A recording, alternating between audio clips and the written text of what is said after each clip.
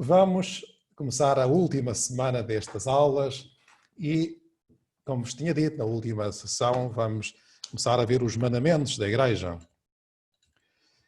E eu começava esta aula, que são duas aulas no fundo, a de hoje e na quinta-feira, por vos narrar um encontro muito bonito das passagens mais bonitas do Evangelho, é narrado por São Mateus, por São Marcos, por São Lucas, que nos pode ajudar a introduzir neste tema. E diz assim: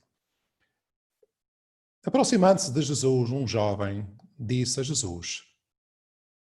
Aliás, há outra evangelista que diz, é mais bonita, aliás, eu escolhi esta passagem, mas há outra passagem bastante mais bonita que diz que o jovem vai a correr ao encontro de Jesus, corre, dirige-se a Jesus e se ajoelha diante de Jesus e depois diz-lhe: Mestre, bom mestre, que hei de fazer de bom para alcançar a vida eterna? É engraçada esta pergunta que ele faz. Jesus está de pé. Podemos imaginar até contemplar aquele jovem com uma grande esperança. Jesus estaria rodeado dos seus discípulos, pararam, calam-se, olham, chama a atenção, porque como é que no meio daquela gente toda é preciso ter uma certa coragem para se aproximar de Jesus e pôr-se de joelhos. Ele não saberia que Jesus era uma pessoa importante, mas talvez não soubesse que era Deus. A cena é toda de uma grande beleza e o jovem está ali de joelhos, talvez alguma vez tinha escutado Jesus, noutra ocasião, e não se tinha atrevido a comunicar com ele diretamente. Mas agora sim, agora, porque na sua alma há desejo de entrega, de amar mais, talvez de alguma insatisfação com a sua vida, queria dar mais, ele era bom.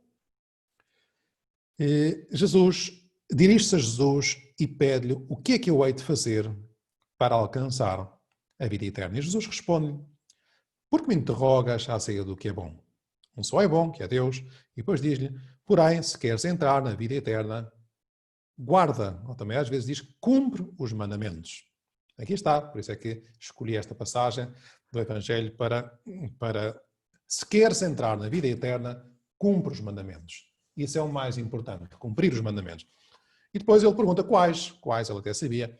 Perguntou ele, Jesus disse: não matarás, não cometerás adultério, não roubarás, não levantarás falso testemunho, honra o teu pai, tua mãe, ama o teu próximo como a ti mesmo. E depois o jovem, tendo observado tudo isto, disse: que me falta ainda? E Jesus diz-nos palavras agora mais exigentes, mas que hoje vocês podem meditar cada um de vocês sozinho. Eu ficava por aqui neste Evangelho.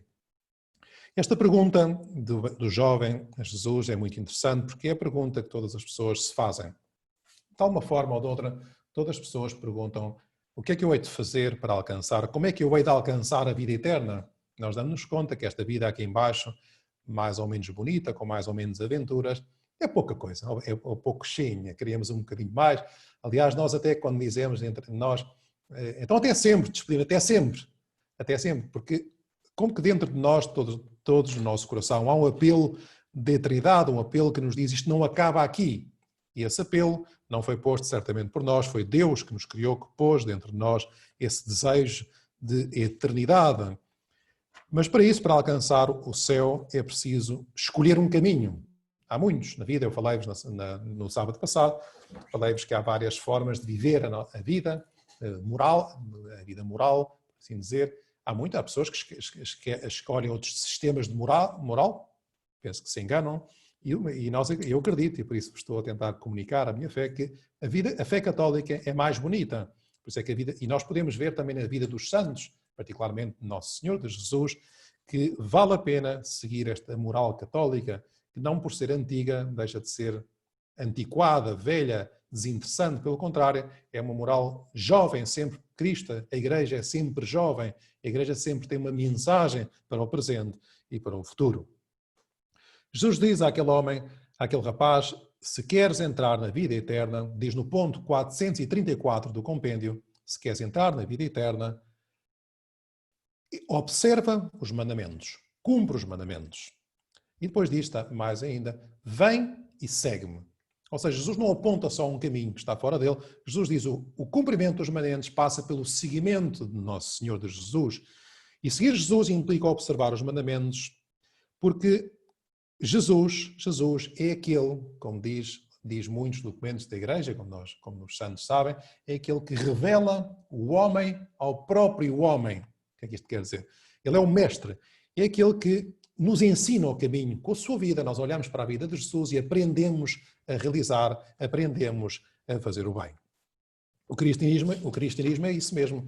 O cristianismo, mais do que seguir umas regras, uns mandamentos, às vezes as pessoas dizem, não se pode fazer isto, não se pode fazer aquilo. Não, é um grande sim a Deus. O cristianismo é seguir uma pessoa, é o encontro com Jesus Cristo. O encontro com Jesus. Agora, para encontrar-se com Jesus também quer dar-nos uns mandamentos, dar-nos um código, por assim dizer, dar-nos umas regras, que é como que vos dizia no outro dia, são as instruções do fabricante. Se ele é o nosso criador, ele diz, então eu sou o criador, eu é que fiz esta máquina, nós não somos máquina nenhuma, eu criei-vos à minha imagem e semelhança, diz-nos Deus, eu quero que vocês sejam felizes, eu dei-vos a liberdade para fazer o bem, nós podemos rejeitar o bem, nós podemos seguir sempre dois caminhos, lá em casa também, com os pais, vocês podem ter uma atitude de desobediência permanente, de rebeldia, ou podem dizer, não, eu vou ter juízo, eu vou ser mais obediente aos pais, e conforme se portam também, conforme essas decisões também serão melhores ou piores, porque também se diz na nossa fé, e eu penso que é um aspecto importante, que nós, com a nossa vida, construímos, nós somos filhos dos nossos próprios atos. O que é que isto quer dizer? Se eu minto, por exemplo, se eu não vivo bem o mandamento, se eu minto, eu torno-me mentiroso. Não é uma coisa que fica fora de mim. Se eu roubo, eu sou ladrão a seguir. Não é? Ou seja, eu construo, eu vou construindo-me à conta dos meus atos. Por outro lado, se eu sou virtuoso, se eu sou uma pessoa generosa com os pais, se eu procuro ter atos de generosidade lá em casa, sou obediente aos pais, trato muito bem a mãe, que é sempre muito querida, como a Sofia ali, que está ao lado da Carolina, por exemplo, estou a brincar, estou apanhada, mas pode continuar, não se preocupe. Não se vai embora, estou a brincar. Mas se nós tratamos muito bem os pais também, tornamos pessoas boas, bonitas, é sempre assim. E é Jesus, e esta pergunta é interessante também no caso deste jovem rico, porque os judeus, e ainda agora é assim, tinham grande dificuldade em alcançar Jesus, porque os judeus tinham 613 preceitos, 630 mandamentos. É uma grande confusão. Vocês imaginem que têm que cumprir 630 regras. E eles estavam sempre, por isso é que eles estavam sempre preocupados se pode fazer isto ou não aquilo. Até dizem que na Terra Santa, os judeus, dos elevadores, como eles não podem trabalhar ao sábado, os elevadores, parece que é assim, os hostéis param em cada um dos andares, porque dá imenso trabalho, coitados, carregar um botão para chamar o elevador. E são essas regras pequeninas, e Jesus o que quer é o nosso coração. O Jesus quer é que nós tenhamos um coração que ama a Deus. O cristianismo é isso mesmo, é o seguir Jesus. Tal forma é assim que Nosso Senhor vem dar cumprimento à lei de Moisés. Eu no outro dia disse-vos que Deus criou-nos. E Deus criou-nos, e quando nos criou, Deus pôs dentro do meu coração e do teu, dos nossos corações, uma lei. Ou seja, não é preciso que ninguém nos diga, a menos que na infância tenhamos sido completamente, por assim dizer, deturpados por uma educação estragada, mas não é preciso que te diga ninguém que roubar está mal. Nós sentimos o remorso. Outra coisa é que uma pessoa começa a roubar tantas vezes e depois já não se dá conta disto. Não é preciso que ninguém nos diga que está incorreto maltratar ou matar uma pessoa. No nosso coração existe essa lei. Mas essa lei, no Antigo Testamento, na aliança, aliança significa um pacto que Deus faz com o povo judeu, em Moisés.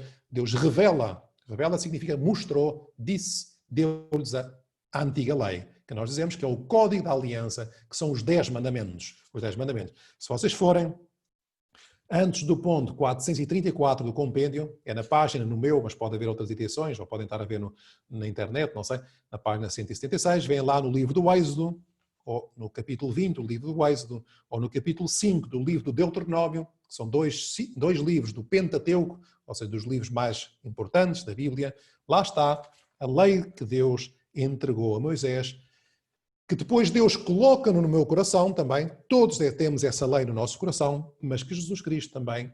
Porquê que Deus pôs a lei no nosso coração? Mas depois quis, por assim dizer, tornar mais patente, mais explícita nas tábuas da lei, nas tábuas de Moisés, aquela que nós às vezes vemos nos filmes e que estão também na Bíblia, porque para que ficasse claro, para que nós não nos enganássemos, não nos enganássemos.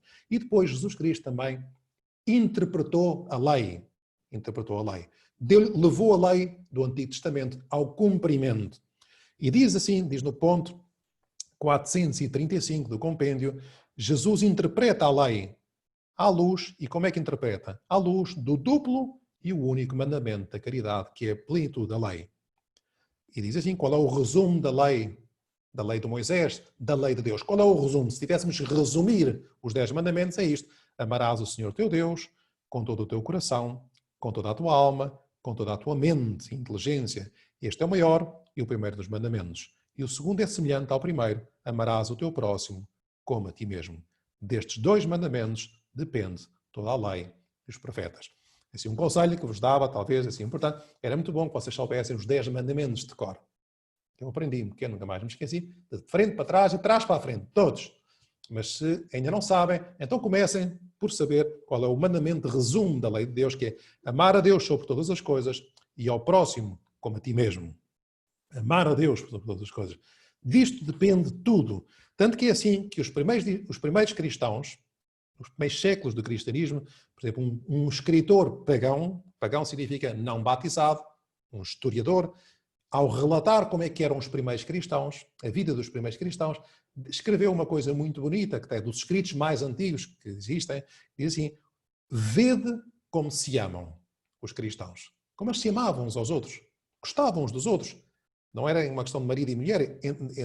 É verdade, tinham tricas, tinham confusões, mas amavam-se, gostavam. Jesus também dizia, por isto, se vos amardes uns aos outros, por isso, conhecerão todos que sois meus discípulos. Esse é o principal mandamento. Por isso, uma pessoa que procura cumprir os mandamentos é uma pessoa que naturalmente se tornará santa, viverá a caridade, em primeiro lugar, com Deus. Nós às vezes o Papa Bento XVI falava como que a trave vertical da cruz une-nos a Deus, mas essa trave vertical está sempre associada ao outro braço da cruz, que é a horizontal, que é amar os outros, os irmãos. Não pode, diz a Bíblia, amar a Deus que não vemos, quem não ama o irmão que vê. Eu não posso dizer que amo muito a Deus quando trato mal o meu colega, quando trato mal aquela pessoa. Tá bem? Portanto, este é um aspecto muito importante que, aliás, nas leituras da missa destes dias, tem-se falado muito. Aliás, é dos livros, faço aqui um inciso, é muito bonito. Vocês já leram os 4 Evangelhos, ou quando acabarem, continuem. O primeiro livro do Novo Testamento, depois dos 4 Evangelhos, são os Atos dos Apóstolos. É espetacular. São aventuras e conta como é que eram os primeiros cristãos. O que é que eles faziam? E uma das coisas que se diz deles é que tinham um só coração e uma só alma. Depois, no ponto 436, diz assim: o que é que significa decálogo? Nós, às vezes, quando falamos nos 10 mandamentos, falamos do decálogo. Decálogo significa 10 palavras. 10 palavras. Estas palavras resumem a lei dada por Deus ao povo de Israel no contexto da aliança, do pacto por meio de Moisés. Deus, ao apresentar os mandamentos do amor a Deus, os 3 primeiros, veremos depois à frente que os 3 primeiros mandamentos têm mais relação com Deus, os outros com o próximo, traça para o povo eleito e para cada um em particular o caminho de uma vida liberta da escravidão do pecado. Ou seja, é como que a autoestrada, é como se nós tivéssemos que ir daqui para o Porto e tivéssemos que seguir as tabletas, as indicações. Acelera aqui, não passa os 120, não vira à direita, vira à esquerda. Uma pessoa que fosse despistada, que não levasse mapa, eu vou para ali, depois vou para Santarém, depois vou ao Faro, e depois vou a Covilhã, depois chego ao Porto, depois nunca mais lá chego. Podia ser que isso acontecesse, não é? E os mandamentos é isso mesmo. E diz aqui uma coisa bonita que é: traça-nos o caminho para o céu, para a vida eterna, que era a pergunta que fez aquele jovem, o jovem rico, a Jesus, mas também liberta da escravidão do pecado. Isto é que às vezes nós nos esquecemos, é engraçado, que o pecado escraviza. O pecado escraviza. E que a lei de Deus, pelo contrário, liberta. As pessoas mais bonitas, como eu estou sempre a dizer isto, são as pessoas santas. As pessoas que se deixam levar para uma vida de pecado tornam-se escravas do demónio, escravas do pecado. Pensem, por exemplo, uma pessoa que mente, começa a mentir aos 7 anos, e há crianças, coitadas, começam a ser, mete aos 7, 8, está sempre a mentir. Mente aos pais, mente aos professores, mente a não sei qual. E depois às tantas, aumentam na universidade, depois copiam os testes todos, depois metem um aldrabão quando começa a trabalhar. Essa pessoa está escravizada pelo pecado da mentira, porque essa pessoa nunca mais, não consegue deixar de mentir. É uma tentação enorme. Outro exemplo, se calhar mais fácil de entender. Uma pessoa que se habitua a ser preguiçosa. Toca ao despertador, lá vão mais snooze. Mas já não sei quanto é que é o snooze, porque eu, graças a Deus, mal toca, salto da cama. E reze imediatamente. Snooze, snooze, mais snooze. Está ali, é uma tristeza. Parece um urso polar ali, não sai da cama. Imenso tempo. Essa pessoa é muito menos livre do que aquela que tem a capacidade de mal toca ao despertador, salta da cama. E se um dia quiser ficar mais uma hora, fica. Mas a outra pessoa, mesmo que quisesse ter um compromisso importante, fica na cama. Fica na cama. O pecado escraviza, é umas amarras que escraviza. E a mesma coisa, por exemplo, com a pornografia, por exemplo, há pessoas que queriam libertar-se daquilo, mas não conseguem, porque habituaram-se a ver, é triste, e portanto é preciso a graça de Deus, a graça de Deus. E portanto é preciso pedir a Nosso Senhor que nos ajude. Aliás, ao ponto 437 diz assim, qual é a relação do decálogo, com os 10 mandamentos, com a aliança, com o pacto que Deus fez com os homens. O decálogo compreende-se à luz da aliança, na qual Deus se revela, Deus mostra quem é, dando a conhecer a sua vontade. E depois diz, na observância dos mandamentos, o povo, nós, mostra a sua pertença a Deus e responde com gratidão à sua iniciativa de amor. O que é que isto quer dizer? Eu trouxe aqui o Novo Testamento e na carta de São Tiago, que é um dos apóstolos de Jesus, mas escreveu uma epístola. Não sei se vocês sabem o que é que são as epístolas. Uma vez eu na catequese perguntava a uma criança, se calhar se perguntasse a vocês o que é uma epístola? Depois e na catequese, uma criança, eu então o que é que são as epístolas? E houve um ignorante que diz, as epístolas são as mulheres dos apóstolos. Errado. Não são as mulheres dos apóstolos. As epístolas significa cartas. As cartas que vêm aqui, mas às vezes, que se lê muitas vezes na missa. E São Tiago escreveu uma carta. E nessa carta diz assim, diz assim, que é muito bonito. Assim também a fé, se não tiver obras, é morta em si mesma. Poderá igualmente alguém dizer, tu tens a fé e eu tenho as obras. Mostra-me a tua fé sem obras e eu te mostrarei a minha fé pelas obras. Tu acreditas que há um só Deus? Fazes bem. No entanto, também os demónios acreditam e tremem de medo. Queres tu saber, o homem sensato, como a fé sem obras é estéril? Etc. Ou seja, também os demónios acreditam em Deus e estão no inferno. Agora, se nós temos fé, acreditamos em Deus, temos que ter obras de fé. Obras de fé são o cumprimento dos mandamentos.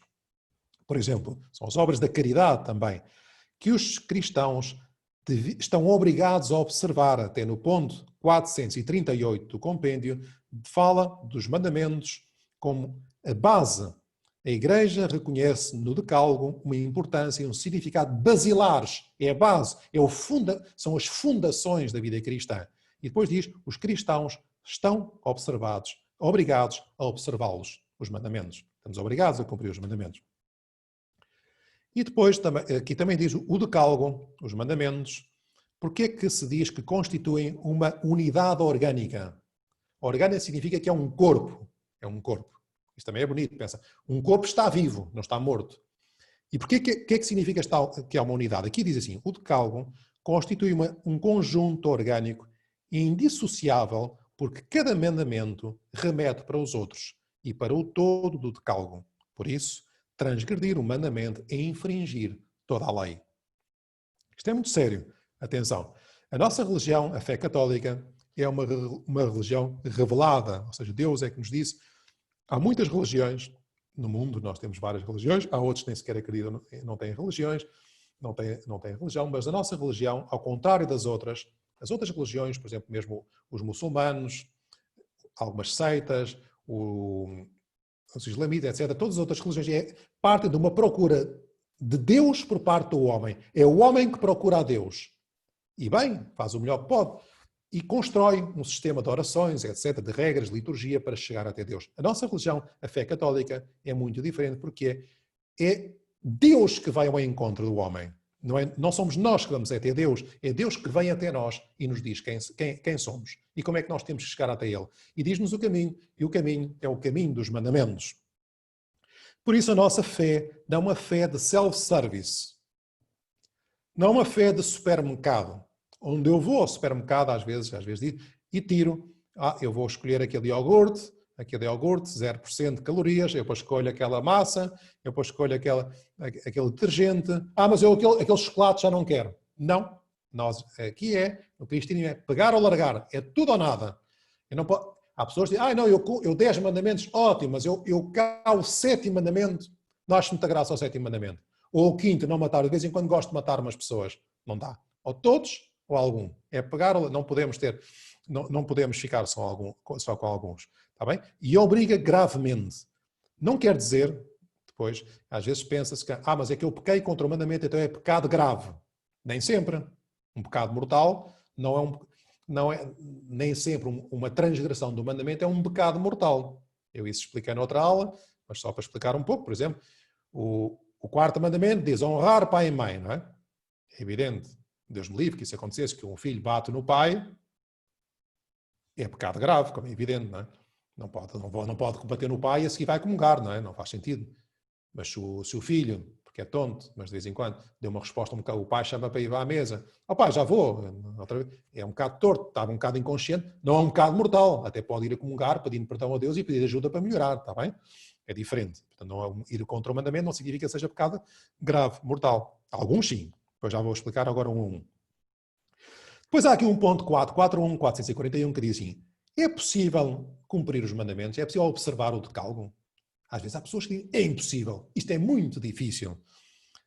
Mas o Catecismo, a Igreja diz assim, sim, é possível, porque Cristo, sem o qual nada podemos fazer, nos torna capazes de observá-lo, com o dom do seu Espírito e da sua graça. Nós podemos cumprir com a ajuda de Deus. Por isso é que eu vejo, que é muito bonito, vejo quando eu vejo, como padre, eu agora passei 3 horas a confessar. Hoje à tarde estive a confessar 3 horas pessoas. Portanto, não me digam que não é possível confessar. Se quiserem, perguntem-me onde é que eu confesso. Se estiverem em Lisboa, é possível. E eu acho que ninguém levou lá nenhum vírus. Toda a gente, se eu seguir, dou lá o álcool e distribuí a comunhão a várias pessoas também. Portanto, é possível. Portanto, vocês também pensam, tenho imensas saudades de comungar. Então, o que é que fazes para comungar? Ainda há igrejas que dão a comunhão. Portanto, nós, com a graça de Deus, com a ajuda de Deus, nós podemos vencer. Está cá pessoas que dizem, seu padre, eu menti, eu roubei, eu portei mal, vi coisas que não devia, e rezaste alguma coisa? Não. Olha então, obrigadinho. Está bem. Não rezas?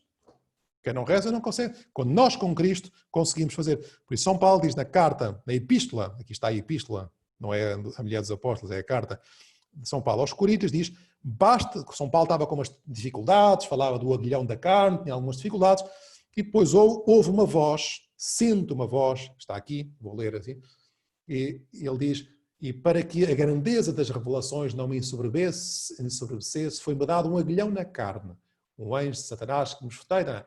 E por causa disso roguei 3 vezes ao Senhor que o afastasse de mim. Mas ele disse-me, esse anjo do Senhor disse-me, basta-te a minha graça, porque é na fraqueza que o meu poder se manifesta por completo. Ou seja, com a graça de Deus, com a ajuda de Deus, com os sacramentos, com a oração, nós podemos tudo. É possível, eu gostava de dizer assim, dar aqui um anúncio, uma publicidade, nós, se rezarmos, nós podemos ter toda uma vida sem nenhum pecado mortal. Os cristãos às vezes não se convencem disso. E por outro lado, que pena é quando as pessoas, agora lembro-me de uma história engraçada que passou-se com o Papa São João Paulo II, muito bonita. Estava uma senhora, as senhoras às vezes são mais atrevidas, faz coisas boas, com o seu marido, junto ao Papa, na Praça de São Pedro, e o Papa passou mesmo ali à frente. Eu tive a graça também, aqui há muitos anos, ainda não era padre, de cumprimentar o Papa João Paulo II. Tenho uma fotografia, nunca mais a larguei. E ela passou, o Papa passou à frente dela, o marido, e ela diz ao Papa, Santo Padre, diga alguma coisa ao meu marido que ele já não se confessa há imensos anos. E o Papa continuou o caminho, não disse nada. Depois, na tanto, voltou para trás, pôs-lhe a mão sobre o ombro e diz-lhe assim, que mal se está longe de Deus. É mesmo assim, quando nós estamos longe de Deus, estamos mal. Vale a pena estar perto de Deus. Quando estamos perto de Deus, é muito mais fácil sermos cristãos. Não é assim tão difícil. As pessoas que procuram comungar, confessar-se com frequência, rezar todos os dias, habitualmente não têm pecados graves, não têm por que ter pecados graves. E se têm, levantam-se imediatamente, está bem? Vá, ânimo, tem que ser católicos. São José Maria dizia assim, estas crises mundiais, as crises que nós estamos a viver, económicas, as crises mundiais são crises de santos. 12 apóstolos mudaram o mundo. Se os 100 que estão aqui ou mais ainda, porque às vezes uns faltam, depois eu mando os vídeos para recuperar. Vocês, se fossem mesmo santos, nós mudávamos Portugal. Assim. Portanto, vá, ânimo. Está bem? Pronto, vamos avançar, que já me estou a despistar. Primeiro mandamento, amar a Deus sobre todas as coisas. Primeiro mandamento, esse é o primeiro mandamento. Não se esqueçam deste mandamento, é muito importante. Há uma coisa que eu às vezes explico, que é, nós estamos sempre a adiar as coisas às vezes importantes. E por isso deixamos Deus para trás. Há coisas na vida que são importantes, mas não são urgentes, no sentido em que se não as fazes, aparentemente não acontece nada. E vice-versa, há coisas na vida que são urgentes, mas não são importantes. O nosso risco é estarmos permanentemente a sacrificar as coisas importantes para correr atrás das coisas urgentes, frequentemente realmente secundárias. Eu tenho que estudar para o teste daqui a 2 dias. Eu tenho que fazer um trabalho para amanhã. Eu tenho que ir ajudar a minha irmã. Eu tenho que telefonar para a namorada. Eu tenho que telefonar para o namorado. Sempre. São coisas desprezáveis? Não, são coisas todas importantes. Mas, ou melhor, parecem coisas urgentes. Mas é muito mais importante as coisas de Deus. As coisas de Deus. E não parece ser tão urgente, porque se eu não rezar já, tanto faz. E vamos adiante, e depois chegamos à noite e rezamos só à noite. Portanto, não se esqueçam de fazer as coisas importantes, não andarem sempre atrás das coisas que parecem urgentes e bem pensado não são assim tão urgentes.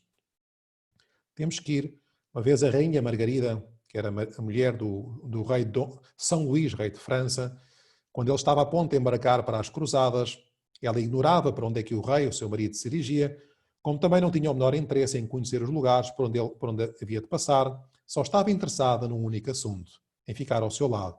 E ela dizia, mais do que ir a um lugar, eu sigo o meu rei. Eu sigo, não me interessa para onde é que eu vou. E nós com Jesus, por assim dizer, também tínhamos que ser assim, isto é difícil, pois temos que cumprir, tem que haver, mas seguir a Deus. E por isso o primeiro mandamento, o que é que implica a afirmação? Diz no ponto 4.4.2. O que implica a afirmação, eu sou o Senhor teu Deus? Está no capítulo 20 do livro do Êxodo. Eu sou o Senhor teu Deus, que tirei da terra do Egito essa escrava, casa da escravidão. Depois diz, não terás outros deuses perante mim. É muito bonito, está aqui no compêndio, podem ir lá ler depois, está um bocadinho antes. E em vez de mandar os WhatsApps agora, podem ler agora esta parte ali, enquanto ouvem, estou a brincar. E, portanto, dá para fazer tudo. Eu também estou sempre a fazer coisas ao mesmo tempo, umas ao mesmo tempo que as outras. Mas depois, o que é que implica a afirmação eu sou o Senhor teu Deus? Implica, diz aqui, para o fiel, guardar e praticar as 3 virtudes teologais. As virtudes teologais está explicado no ponto 3.8.4 a 3.8.8. Eu já disse muito raspão no outro dia, que são a fé, a esperança e a caridade. Ou seja, a fé crê em Deus e rejeita o que lhe é contrário, como, por exemplo, a dúvida voluntária, a incredulidade, a heresia, a apostasia e o cisma. Agora vou-vos ensinar como é que vocês fazem, aqueles que não sabem. Por exemplo, eu disse isto e agora, mas o que é isto da incredulidade, o que é isto da heresia, o que é isto da apostasia e do cisma? Então, eu estou a ler, não sei se vocês veem aqui o meu compêndio, eu estou a ler o compêndio com as letras ao contrário, mas como o compêndio significa resumo. Então aqui diz, a fé, mas isto é interessante, mas eu não percebo. Ao lado tem umas letrinhas pequeninas, diz 2083 a 2094. Então é bom sempre ter o Catecismo da Igreja Católica ao lado, que está aqui o meu é azul, mas há outros verdes lá, verdes e de outras cores, e vem 2083, e diz assim, para aprofundar, é um ponto que parece importante, no compêndio não explica tudo, vamos cá ver o que é que diz o Catecismo. E diz assim, que chama as letras muito mais pequeninas, é mais difícil de ler, mas diz assim, não estou a acertar com o ponto, diz, no 2088, o primeiro mandamento ordena-nos que alimentemos e guardemos com prudência e vigilância a nossa fé, rejeitando tudo quanto a ela se opõe. Ou seja, a fé é um tesouro, vou explicar, um tesouro. É um espetáculo, se vocês têm fé, eu acho que todas as que estão aqui, todas as pessoas que estão aqui, penso eu, algumas se calhar têm pouca, mas é um tesouro.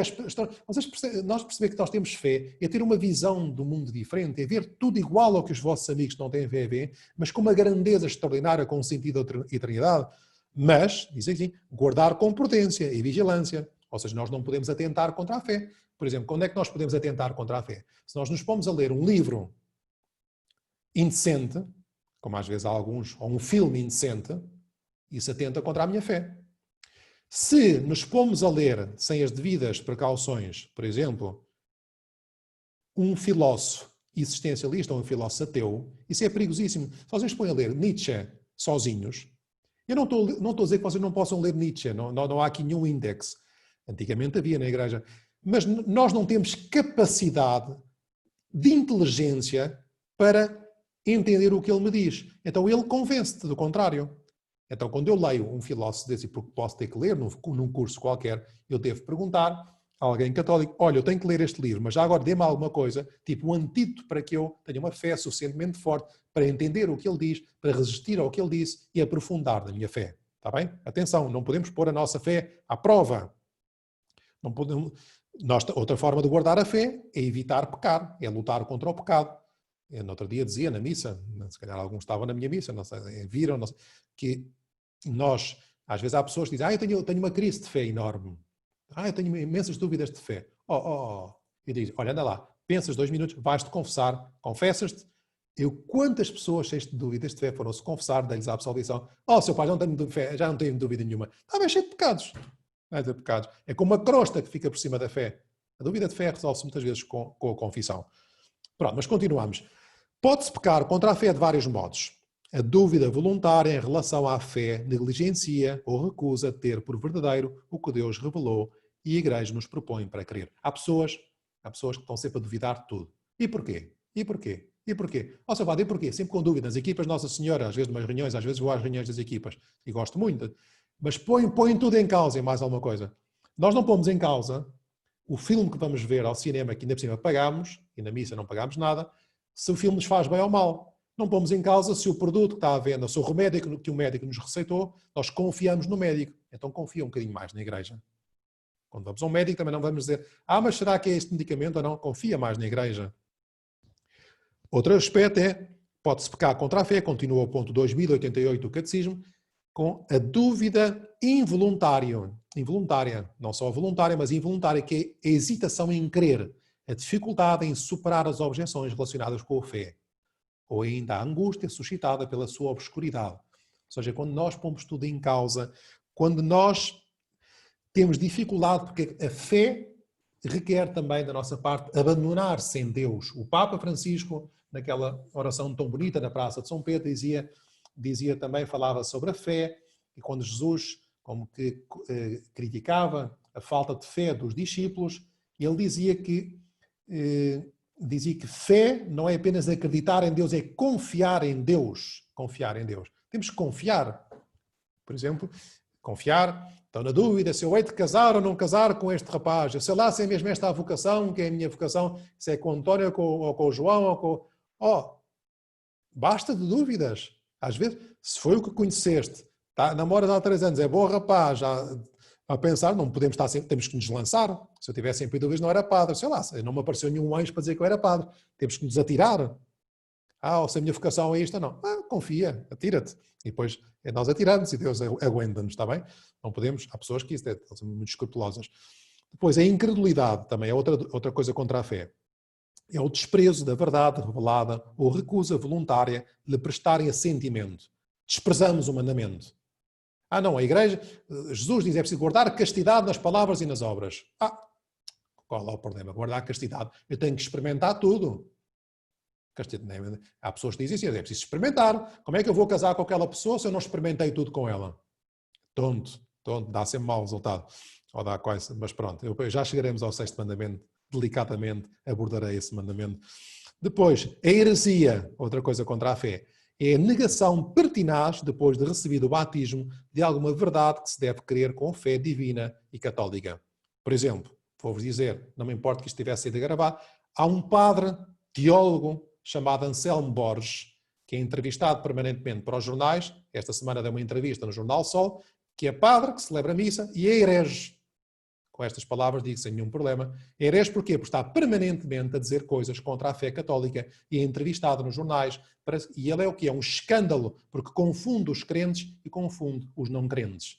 Este padre diz que Jesus Cristo não ressuscitou mortos. Este padre diz que Nossa Senhora não é virgem. Este padre diz que Jesus pode ter tido irmãos. Pois este padre devia temos que rezar por ele para que se converta. Não vou dizer o que é que ele devia fazer, mas temos que rezar para que se converta, está bem? Está errado.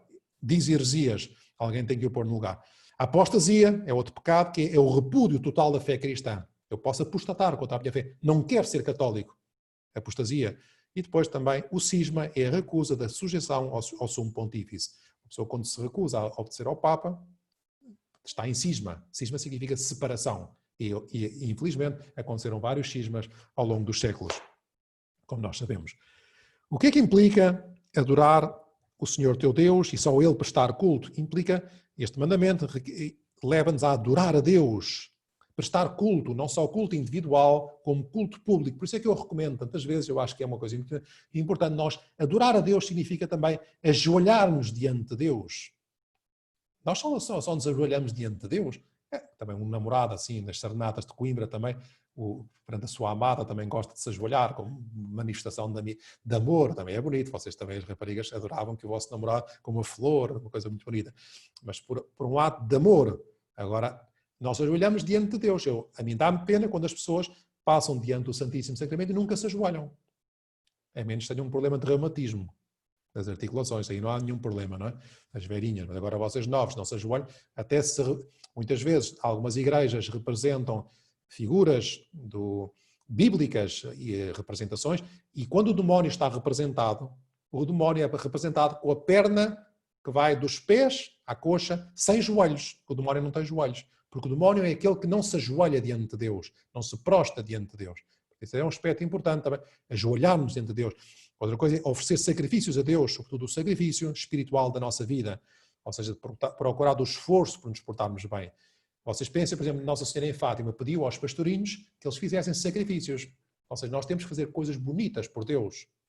O sacrifício de acordar a horas, o sacrifício de ser obedientes, o sacrifício, se calhar, de não comer, se vêm 2 ovos estrelados para a mesa, ou 3, há um que está partido, porque, coitada, a mãe partiu o ovo, ficou mais mexido que o estrelado. Não tirem sempre o melhor, deixem o melhor para o irmão.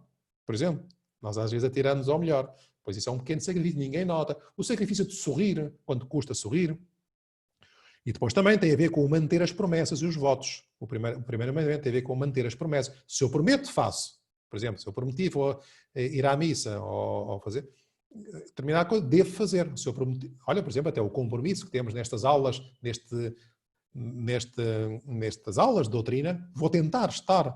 Isso é importante, cumprir os compromissos que fazemos. É uma coisa que valoriza muitas pessoas, as pessoas que cumprem a sua palavra. Depois, além disso, este mandamento diz-nos que nós temos o direito, não só o direito, como o dever moral de procurar a verdade. Por outro lado, este mandamento, o primeiro mandamento de adorar a Deus, da mal sobre todas as coisas, o que é que proíbe? No livro do Êxodo diz, capítulo 20, versículo 22, diz assim, o que é que proíbe Deus a ordenar, não terás outros deuses perante mim? E depois diz o compêndio, diz assim, este mandamento proíbe o politeísmo, não podemos adorar 2 deuses, está bem? E proíbe a idolatria, que diviniza uma criatura, o poder, o dinheiro e até mesmo o demónio. Há muitas pessoas agora que se afastam de Deus. Porquê? Porque têm deuses falsos, adoram deuses falsos. No Antigo Testamento, Deus muitas vezes fustigou, castigou o povo de Israel porque eram politeístas, porque adoravam deuses falsos, o bezerro de ouro, não sei se lembram disso. E agora também há deuses falsos, por exemplo, a carreira, as notas, eu quero ter 18, 19 a toda hora, mas pouco rezo, o sexo, infelizmente, o jogo, o poder, há pessoas que pelo poder fazem tudo. Isso é uma forma de ir contra este mandamento de amar a Deus sobre todas as coisas. Depois, outro pecado o pecado é a superstição. A superstição, diz aqui, que é um desvio do culto devido ao verdadeiro Deus, que se expressa, atenção agora, este é um pecado importante, que se expressa nas várias formas de adivinhação, magia, feitiçaria, espiritismo. Infelizmente, há muitos jovens, de certeza que aqui há algum que me está a ver neste momento, que já andou para aí a jogar ao jogo do prato, ou como é que aquela coisa se chama, as cartas, essas coisas. Não se pode fazer isso. Isso é pecado. Está bem? Nós, quando invocamos espíritos, os espíritos são sempre malignos. É sempre, se o copo mexe ou não sei quanto, é o demónio. É o demónio. Portanto, cuidado, não mexam com essas coisas, está bem? Eu conheço bem um padre exorcista aqui que diz que um dos grandes pecados também é... Porque é que há tantos... ele é exorcista, expulsa os demónios e cada vez, e ele nota que há mais. Porquê? Porque não se vive o primeiro mandamento. Não vivemos o adorar a Deus sobre todas as coisas. E quando não se adora a Deus, adora-se deuses falsos. Adora-se o demónio, por exemplo. Portanto, atenção, nada de andarem para aí com jogos de copos, nem com magias. E infelizmente há muitas pessoas, e às vezes muitas pessoas muito bem, que vão à missa e depois a seguir vão à bruxa. Na vossa idade não é muito habitual, graças a Deus. Até porque a bruxa é muito mais cara do que ir à missa, vocês não têm dinheiro para isso. Não têm dinheiro para isso. Mas há muita senhora muito fina, muito finória, vai à missa e depois vai à bruxa. Pecado gravíssimo. Essas pessoas depois às vezes têm problemas sérios. Até podem ter possessões diabólicas, está bem? Isto existe. Depois, outra forma é a irreligião expressa no tentar Deus com palavras ou com atos. No sacrilégio, por exemplo, roubar uma hóstia. Graças a Deus não é habitual. Mas, por exemplo, há um milagre eucarístico em Santarém, muito bonito, uma hóstia que se transformou em carne no corpo de Nosso Senhor, de uma senhora que roubou a Eucaristia, já foi há muitos séculos. Mas é bonito este milagre, se forem lá a Santarém, podem, eu só conhecia o ano passado este milagre eucarístico. É muito bonito, há outros, mas o roubo, por isso é que, por exemplo, quando se comunga na mão, e agora com esta coisa, mais pessoas comungam na mão, a pessoa tem que comungar à frente do padre, também para evitar os roubos, que às vezes podia acontecer. Depois, outra coisa seria a simonia, quer dizer, o seu padre confessa-me e eu dou-lhe 50 euros. Proibido, não vale. Está bem? Outra coisa é uma pessoa pedir para rezar uma missa, dar o estipêndio, que se chama 10 euros, não é que o padre fique rico com isso, mas é uma forma de ajudar o culto, não é? Depois, outra forma de ir contra o primeiro mandamento é o ateísmo. O ateísmo é a negação de Deus. Pode ser voluntária ou involuntária, mas negar a Deus. E há outra forma que é o agnosticismo, segundo o qual nada se pode saber de Deus. Há pessoas que dizem, eu não posso saber como é que é Deus e, portanto, sou agnóstico. E às vezes eu também pergunto, olha, mas já tentaste? Não basta dizer assim, porque é uma grande responsabilidade também, porque isto de acreditar em Deus é muito sério, está bem? Portanto, o agnosticismo pode ser também o indiferentismo. Infelizmente há muitos católicos que são indiferentes, não aprofundam a fé, e portanto isso também é importante, e que no fundo são ateus práticos. Ateus práticos. Na prática são ateus. Dizem, não sei se posso... Na prática, porquê? Porque vivem como se Deus não existisse. Eles não negam a existência de Deus, teoricamente, mas na prática vivem como se Deus não existisse.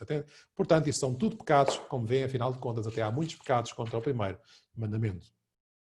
Depois, o segundo mandamento diz-nos que não podemos invocar o nome de Deus em vão, o santíssimo nome de Deus em vão.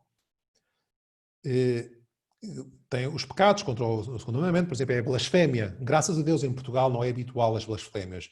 Infelizmente, os espanhóis são muito típicos de dizer blasfémias. Vamos pela rua e às vezes ouve-se blasfémias. Se calhar não estão a pensar no que dizem, mas dizem. Eu não vos vou reproduzir o que eles dizem, porque é uma coisa horrível o que eles dizem sobre a Eucaristia, etc. Mas os portugueses não têm esse mau hábito de ser blasfémias. Mas isso acontece noutros sítios. E podia acontecer. Mas as imprecações, a infidelidade às promessas feitas em nome de Deus, sobre as promessas, às vezes também vos recomendo que não façam promessas exageradas a Deus. Está bem? Há pessoas que dizem, se o meu amado, se o meu namorado voltar para mim, eu vou a pé, vou de joelhos a Fátima. Estás perdida. Porque se ele volta, depois não consegues ir a joelhos a Fátima. Ou ficas sem joelhos a seguir, é uma chatice. Não façam promessas tontas.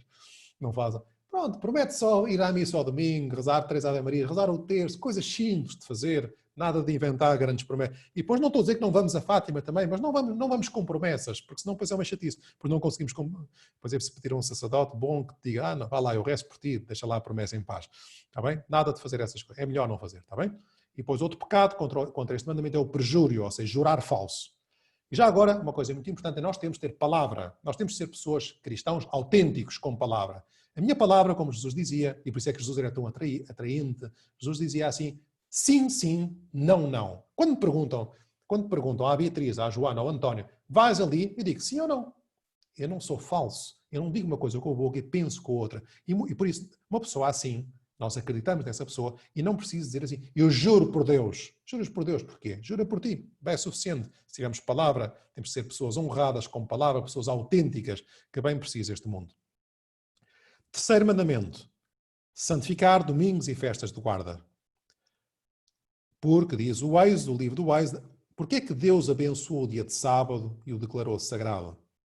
porque o dia de sábado recorda o repouso de Deus no 7º dia da criação e também a libertação de Israel da escravidão do Egito e a aliança que Deus estabeleceu com o seu povo.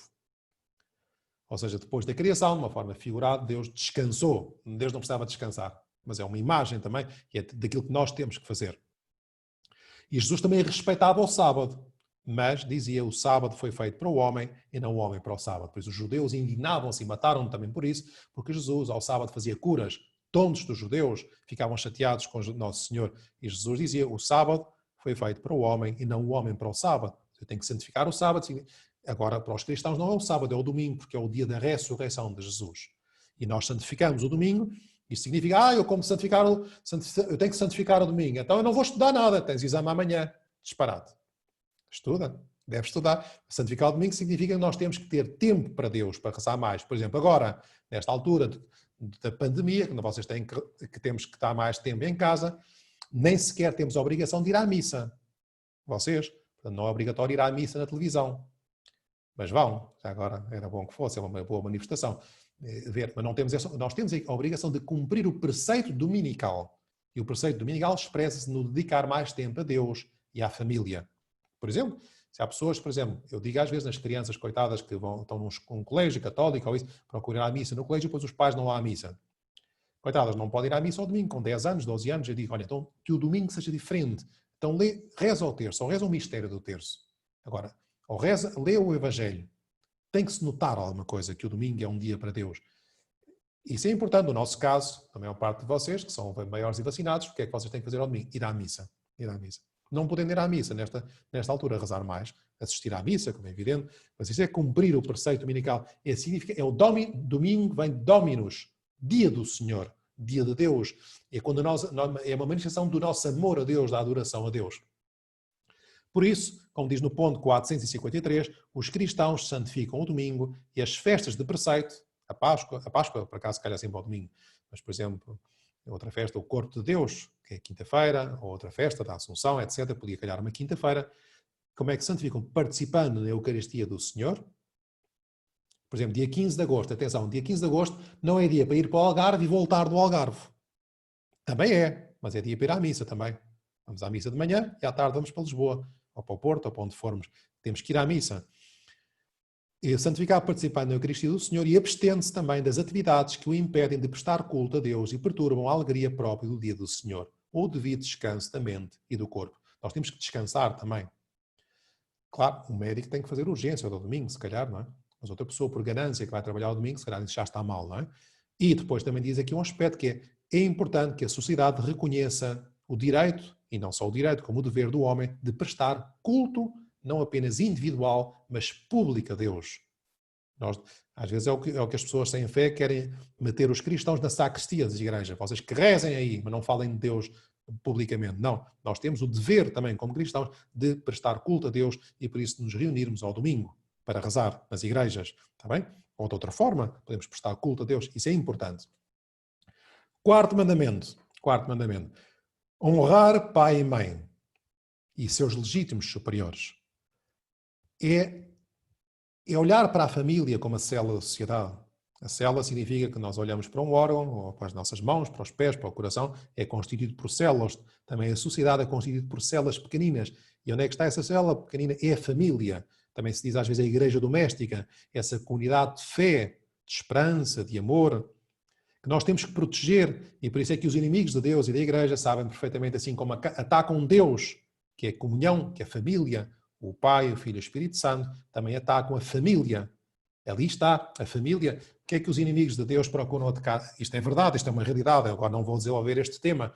Mas onde é que atacam? Quais são as leis que aqueles que atentam contra Deus mais atacam? É as leis da família, leis da família e de educação. A educação é onde estragam a educação dos filhos. A educação sexual, que agora, essas coisas, a ideologia do género, etc., que está, é para estragar, vai ao núcleo, vai estragar a sociedade, porque estraga a família. E têm conseguido, infelizmente. Se nós formos a ver agora, nas últimas décadas, os divórcios multiplicaram-se. As separações, a equiparação das uniões homossexuais à união heterossexual, não faz sentido nenhum. Porque se as pessoas se quiserem juntar, não estou a julgar a pessoa, podem juntar-se, mas eu não posso dizer que uma mesa é uma cadeira. Uma cadeira não é uma mesa, é diferente, com os mesmos direitos, porque ao fazer isso, por exemplo, pois então, se uma cadeira é igual a uma mesa, ou se uma união de um homem com um homem é igual a uma união de um homem com uma mulher, que não é, evidentemente, eu não estou a criticar a pessoa, hein? Atenção, embora às vezes é preciso criticar, no sentido de podem estar a fazer mal, e é um pecado, também mas se têm os mesmos direitos, pois claro, então querem adotar filhos também, não é? Que é o que acontece na sociedade, não é? Então têm esse direito de adotar. Não está certo, não pode ser assim, não é? Eu tenho que tratar bem as pessoas, todas as pessoas, e nós temos que ser bem tratadas, todas as pessoas são filhas de Deus. Mas eu como padre, por exemplo, se é uma pessoa que me diz que, mas isso já falaremos mais, mas por exemplo, que neste pecado, nesta coisa que estou a dizer, que vive, entre aspas, com outra pessoa do mesmo sexo, olha, tem que mudar de vida. Mas se me diz, mas não estou a dizer nada de mal, se me diz uma pessoa que está casada e começa-se a apaixonar pela secretária, eu também digo-lhe a mesma coisa, tem que se afastar da secretária, mude de trabalho, é a mesma coisa. As pessoas têm que mudar de vida. Quem está perto de Deus tem que estar disposto também a fazer as coisas por Deus Nosso Senhor. E mais ainda quando é para proteger a família, cela originária da sociedade humana e a família também deve ter o reconhecimento da autoridade pública. O Estado tem que estar para servir o cidadão e o cidadão na sua família. Foi o que não aconteceu e não acontece, por exemplo, em regimes marxistas ou comunistas, quando que se põe o Estado à frente da pessoa. E por isso é que aconteceu tirar as propriedades às pessoas, etc. O atentar contra as pessoas, as pessoas não têm qualquer dignidade, estão ao serviço do capital, ao serviço do partido. Isto não está bem, não está certo, e como sabem, como se deu em tantas mortandades, por exemplo, na Rússia, na União Soviética, etc., e nos partidos e nos países onde o comunismo foi uma realidade, ou é uma realidade. A sociedade também tem deveres para com a família. A sociedade tem o dever de subsidiariedade, que eu agora não posso explicar, mas não tenho tempo, mas tem o dever de sustentar e consolidar o matrimónio e a família. As leis para ajudar as famílias, as leis para ajudar as mulheres a terem filhos e ficarem mais tempo em casa, as leis que permitem conciliar o trabalho com a família, as leis que permitem, por exemplo, a educação livre dos filhos, que é muito difícil. Às vezes o Estado, se puder, mete a mão e não quer escolas privadas. Porquê? Porque assim domina, controla a educação. É uma vergonha, que é o que acontece, e por isso não quer escolas privadas, e nós temos que lutar, as famílias têm que lutar para conseguir escolas, porque têm o direito a educar os filhos como querem. O Estado devia ajudar mais, mas às vezes não o faz. Pronto, e temos que ser sempre a acelerar, porque eu estou-vos a resumir o catecismo em 10 aulas, hein? Não pensem que isto dá para dar tudo, depois se quiser podemos continuar, mas já no sábado já falamos sobre eu tenho alguns sonhos para continuar isto depois já falo com vocês. Não um ritmo 3 vezes por semana, mas assim uma coisa mais uma vez por semana, se calhar. Quais são os deveres dos filhos para com os pais? Têm deveres, não se esqueçam. Têm deveres. Diz aqui, atenção. Os filhos devem respeito, piedade filial, respeito aos pais. O pai é um chato, não interessa. Respeito, é teu pai. Respeito, respeitinho, que é muito bonito, como se diz. Piedade filial, reconhecimento, docilidade e obediência, contribuindo assim também com as boas relações entre irmãos e irmãs. Tratar bem os irmãos, saber perdoar, não ser rancoroso, saber aceitar que a irmã, no outro dia, roubou do meu armário aquela camisola que eu gostava mais, e é mesmo para aquela festa com aquela camisola. Olha, vai com a outra, não te preocupes, seja invejosa, empresta. E a Dorinha faz-lhe a mesma coisa. Não sei. Pois lá vem a mãe. Se os pais, e depois diz aqui, se os pais se encontrarem em situações de indigência, de doença, de solidão ou de velhice, os filhos adultos devem-lhes ajuda moral e material. Temos que estar sempre para os pais. A mim dava muita pena, como vocês sabem, eu era médico, antes trabalhei 10 anos como médico e chegava, sobretudo na altura do verão, tantas vezes nas urgências, não foram uma, nem duas, nem 3 vezes que isto aconteceu, deixavam lá um doente velhinho na urgência, com uma pneumonia ou o que quer que seja, ou então com uma infecção levezinha. Eu tratava o doente, depois chamava a família, estava lá fora, quando chamava não estava lá ninguém do outro lado. Fugiram. Foram para férias e deixavam os velhos nos hospitais. Uma vergonha. E depois o Papa Francisco também contou aqui há tempos uma história engraçada, que às vezes conto de uma família onde havia o pai, uma mãe e muitos filhos, e havia um avô que vivia com eles. Mas era velhinho e à mesa, quando comia a sopa, sujava tudo. A boca, o guardanapo, não fazia uma linda figura. Se calhar um dia seremos nós. E um dia o pai disse que, considerando o que acontecia com o avô, a partir do dia seguinte ele teria que comer sozinho.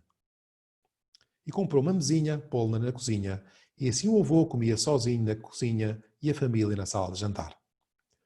Passados alguns dias, o pai voltou para casa e encontrou um dos filhos mais pequeninos a brincar com um pedaço de madeira e perguntou ao filho: "O que é que estás a fazer?" E o filho disse: "Estou a fazer de carpinteiro", respondeu a criança. "O que é que estás a construir?" "Uma mesinha para ti, para quando fores velho, como o avô." Pronto, esta história, dizia o Papa, fez muito bem. Também nós temos que, os avós são um tesouro, são um tesouro. Eu tenho a graça de ter ainda uma avó de 99 anos, a quem eu fui dar a comunhão na Páscoa.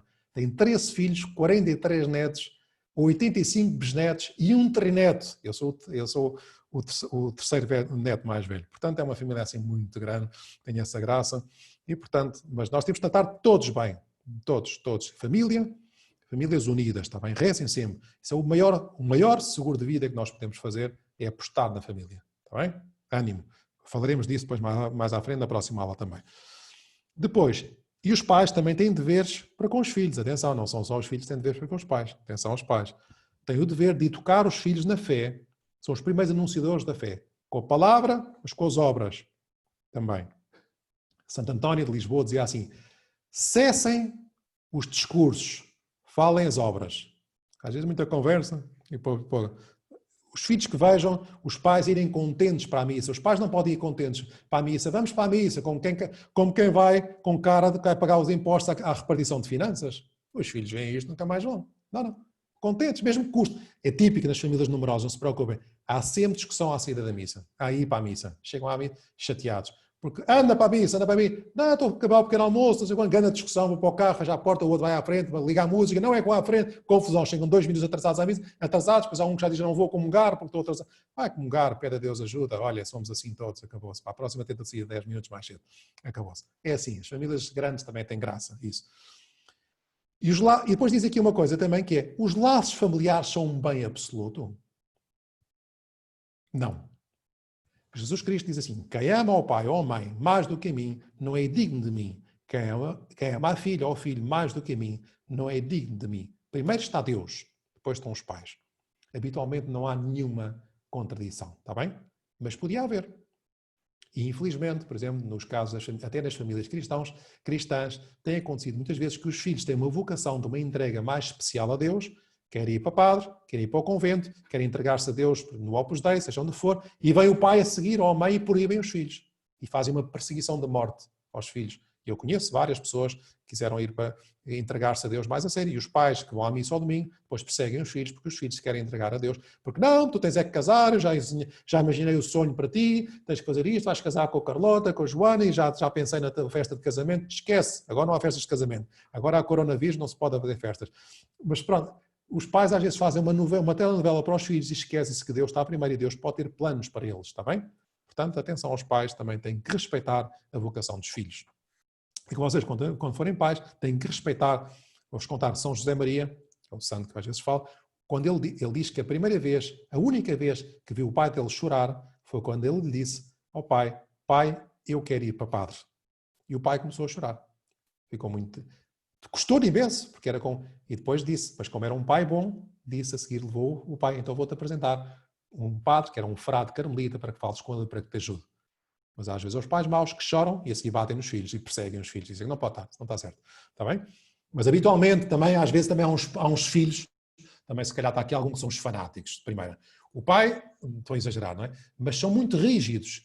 E o pai não gosta muito daquela missa. Eu gosto muito daquela missa. Então insistem com os pais e chateiam: eu quero ir à missa em latim. Deixa. Muito bem, podemos fazer. Mas não temos que fazer guerras aos pais. Temos que ter jeitinho para levar os pais, porque somos... Agora, há filhos, às vezes, muito fanáticos, eu vou à igreja e tenho que me ajoelhar para receber a comunhão. Tu tens que ajoelhar é por dentro, por assim dizer, tens de ter um coração bom.